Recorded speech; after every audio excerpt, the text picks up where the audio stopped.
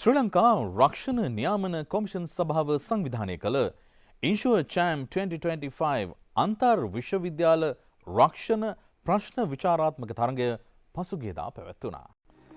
ශ්‍රී Lanka රක්ෂණ නියාමන commission සභාව අනාගත රක්ෂණ නායකයින් සවිබල ගැන්වීම යන අරමුණ යටතේ ඉන්ෂුවර් චෑම් 2025 අන්තර් විශ්වවිද්‍යාල රක්ෂණ ප්‍රශ්න විචාරාත්මක තරගාවලිය අති උත්කර්ෂවත් අන්දමින් කොළඹ බණ්ඩාරනායක අනුස්මරණ ජාත්‍යන්තර සම්මන්ත්‍රණ ශාලාවේදී පවත්වනු ලැබුවා.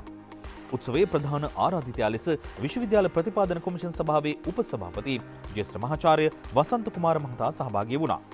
එමෙන්ම ශ්‍රී ලංකා රක්ෂණ නියාමන කොමිෂන් සභාවේ සභාපති ආචාර්ය අජිත් රවීන්ද්‍ර දමෙල්, අධ්‍යක්ෂ ජනරාල් දමයන්ති ප්‍රනාන්දු, සමාජිකින් වන සුධර්මන් වෛද්‍යරත්න, රුවන් කොට්ටහේවා, සුනිල් ජයරත්න යන මහත් මහත්මින් ඇතුළු සම්භාවනීය පිරිසක් එක්වුණා.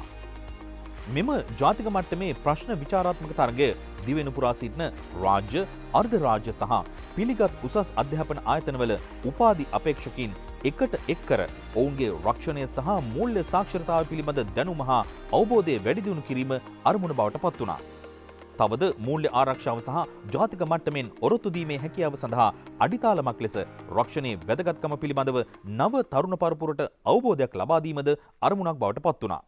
මෙම තරගාවලිය සඳහා ශ්‍රී ලංකාවේ පාර්ලිමේන්තු පනත් මගින් පිහිටුවා ඇති විශ්වවිද්‍යාල ප්‍රතිපාදන කොමිෂන් සභාවේ අධීක්ෂණය යටතේ පවතින විශ්වවිද්‍යාල සහ උසස් අධ්‍යාපන ආයතන, විශ්වවිද්‍යාල ප්‍රතිපාදන කොමිෂන් සභාව විසින් පිළිගත් උපාධි ප්‍රදානය කිරීමේ ආයතන සහ අනිකුත් රජයේ විශ්වවිද්‍යාල නියෝජනය කරමින් එක් ආයතනයකින් එක් කණ්ඩායමක් බැගින් කණ්ඩායම් 17ක තරගකරුවන් 400 දෙනෙක් සහභාගී වුණා.